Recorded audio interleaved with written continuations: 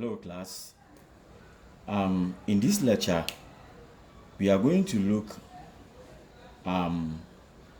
design of synchronous sequential circuit. Okay, how to design a synchronous sequential circuit. Remember, as I've told you before, in sequential circuit we have two types: the asynchronous and then the synchronous. Okay, for the past week we've been dealing with synchronous sequential circuit, and in this lecture we want to look at how to design synchronous sequential circuit. Okay, this is the introduction part of the circuit designing. Okay, so in design of synchronous sequential circuit, there are a number of steps that you need to follow. Okay, and that is in design of any circuit. Okay, so the first thing we look for is the verbal specification of the problem. You are designing a circuit to solve a problem. Before you start designing, there should be a verbal description of the problem. Okay, so you come out from the with the verbal description of the problem. If it's a design that somebody wants you to do for him, what it means is that you sit the person down, you gather all the specifications or the description of the problem.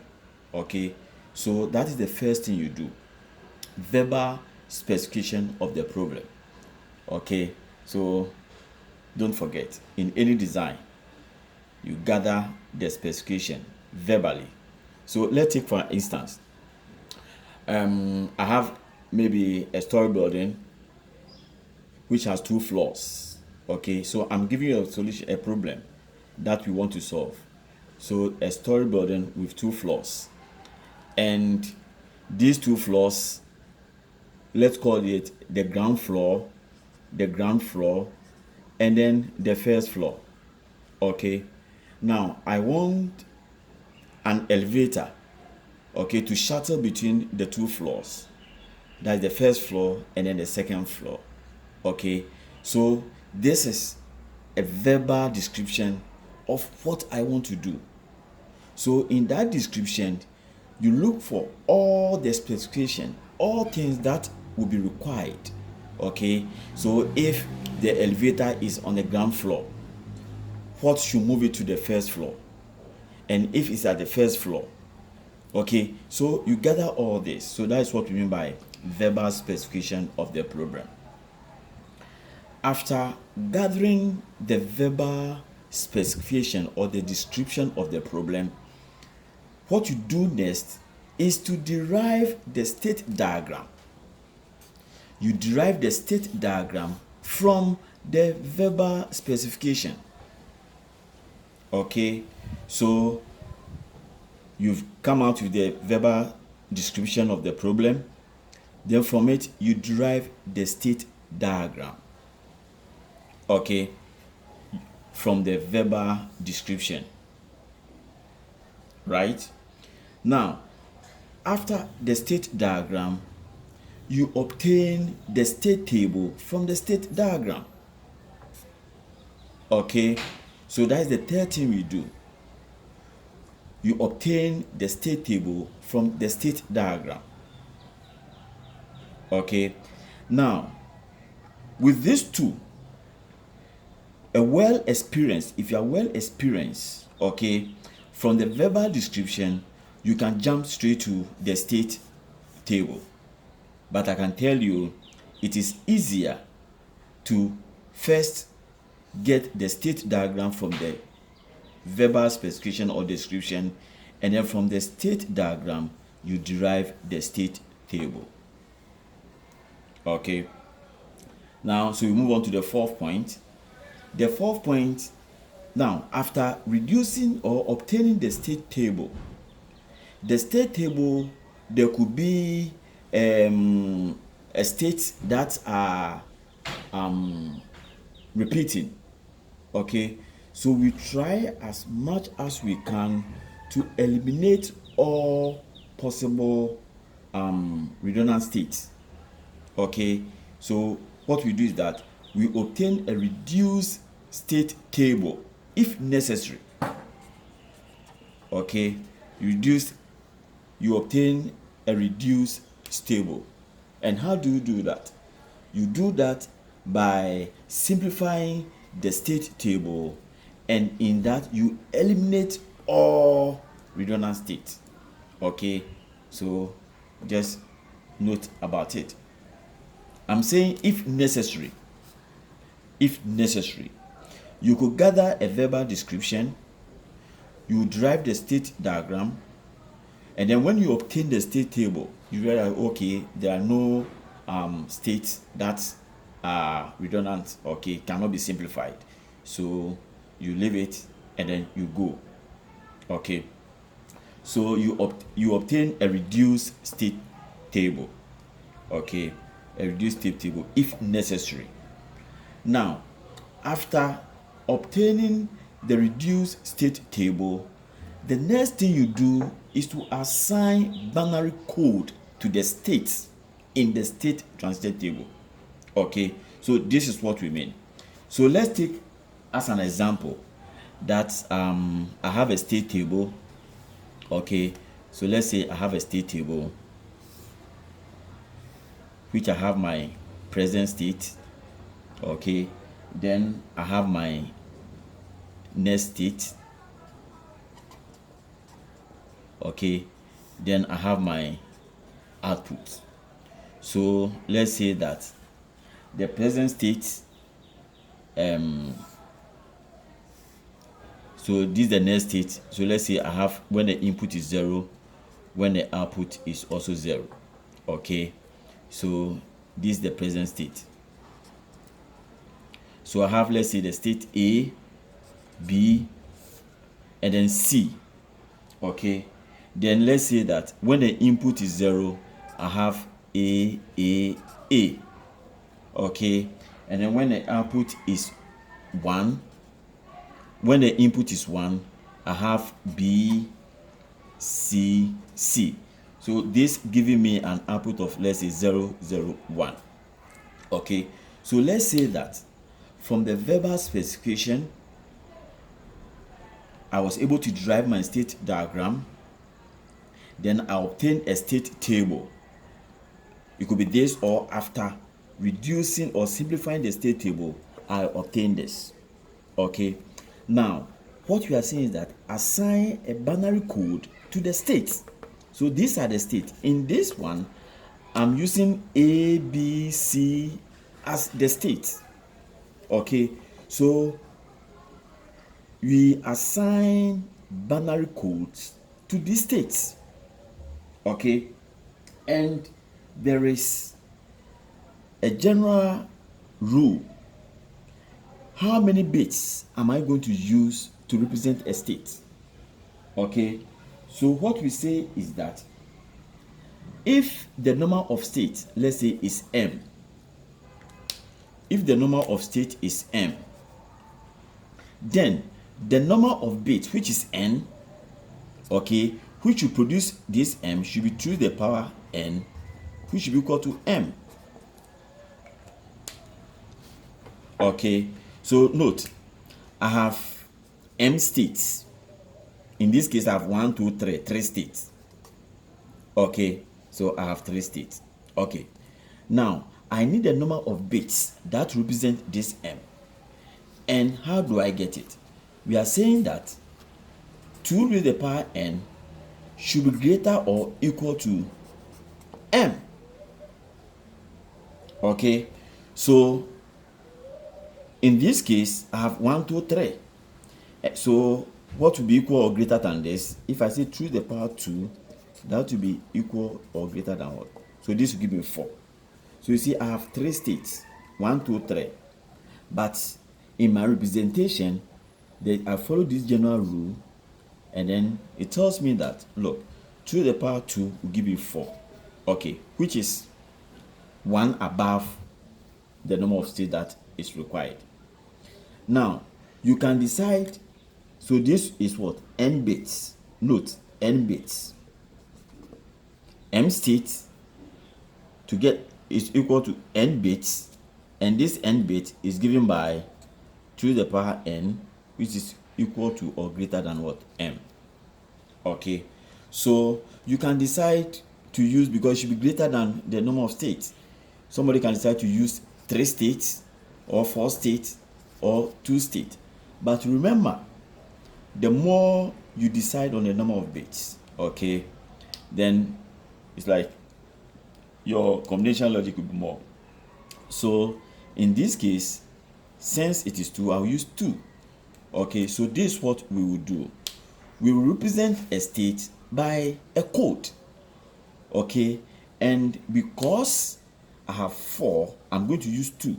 So I'll say that I will use A, I'll represent A by what? 0, 0. B will be represented by 0, 1.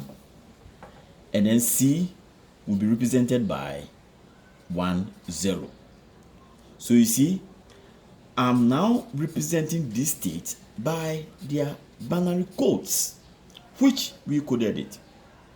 Okay, so wherever I see A, I put 0, 0. B is represented by the code 0, 1, and C by the code 1, 0. Okay, so if I want to draw this table again, it's going to be like this.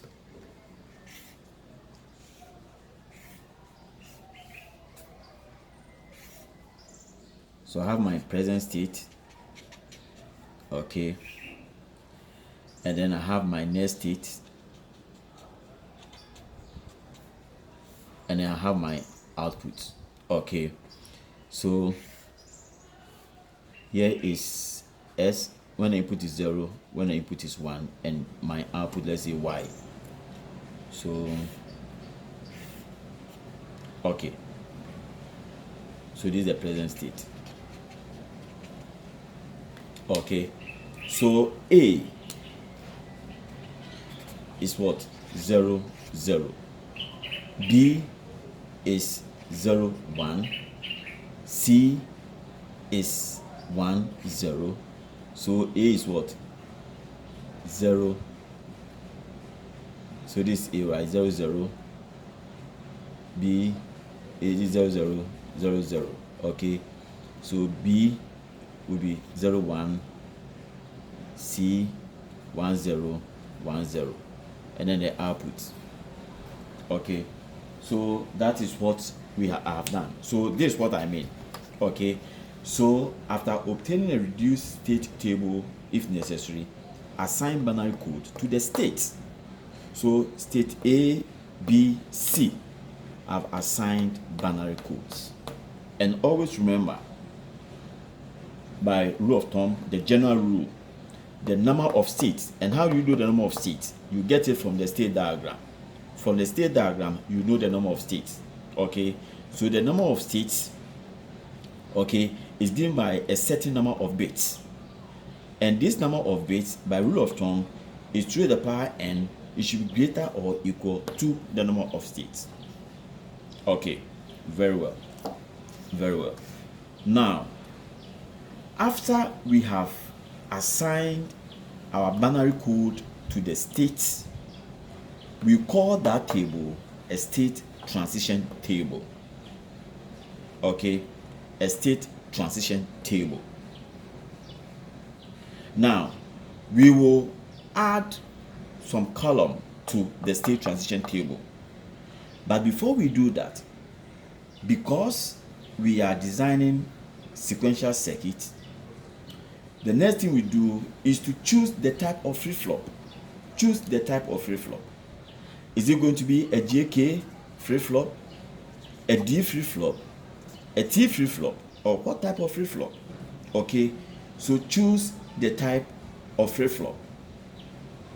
Now, after choosing the type of flip-flop, then what you do again is, because you've chosen the type of flip-flop, remember, every flip-flop and its excitation table. Okay, so based on the excitation table on the flip-flop that you have chosen, together with the state table, you derive the logic expression needed to implement the circuit. Remember, okay, so we now have to derive the input equation to the flip-flop and then the output equation. Okay, derive the input equation and then the output equation. Having done this, the last thing to do is now to design the logic of the sequential circuit to be implemented. Draw a neat design of the logic that you want to implement it. Okay, and that will be fine. Okay, so don't forget these steps. First, gather the verbal specification of the problem. Derive the state diagram from the verbal description of the problem. From the state diagram, obtain the state table.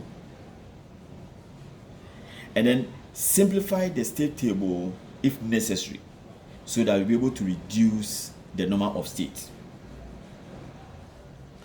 Assign binary codes to the states and name that table state transition table. Choose the type of flip-flop you want to use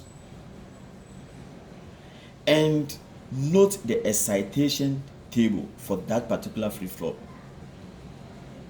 And using the excitation table together with the states, the present state and then the next state, you'll be able to derive the input combinational logic. Okay, so you derive the input equation and then you derive the output equation. Then finally you draw.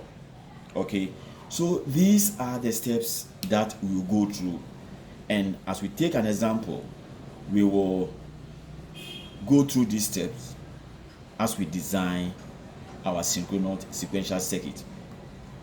But before I close this lecture, let me do this. In designing of synchronous sequential circuit, there are two models that we always follow. Okay, two models. Okay, so we have two models in the designing that we use. These are, one, what we call the Moore state machine. Okay, we have the Moore state machine, and then the Mealy.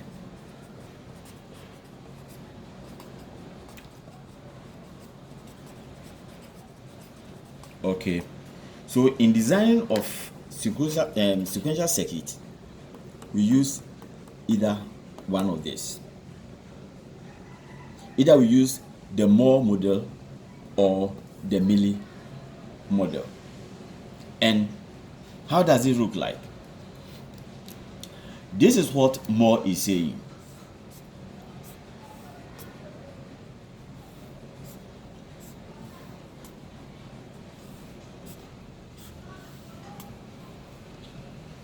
So we have a combinational logic here, and then we have our flip-flop here. So these are our flip-flop, and we have a combinational logic. Okay, I'm only trying to explain the difference between the two. Okay, now this is what Moore is saying. Moore is saying that if the sequential circuit that we are designing, the output is controlled by the present state. Okay, so let's say, so here is it. From here it goes here. So I have my input here, I have my output here. Okay, and then from here I have a feedback here. Okay, so this I'll call, this is my next state. This will give my next state. Okay, and this will be my present state. Okay, so this is what Moore is stipulating in his modeling. Moore is saying that if the output, so in the Moore you see that the output is controlled by the present state. So this is the present state, right? It's controlled by the present state. That's all. Okay, and that is what Moore is saying. Okay, now Millie is saying that the output is now going to be controlled by both the present state and then the external input. So let me draw for you. So this is Moore. Okay, this is the Moore model of state machine design. Let's see what Millie is saying. Let me change the color. So this is what Millie is saying.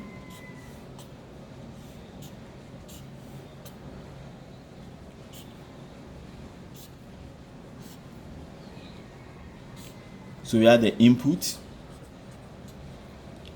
we have the combinational logic gate, we have the flip-flop.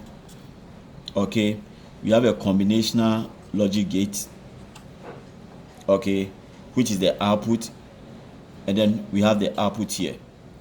Now this is present state, and this is the next state, right? The next state is generated by this. Okay, there is a feedback here.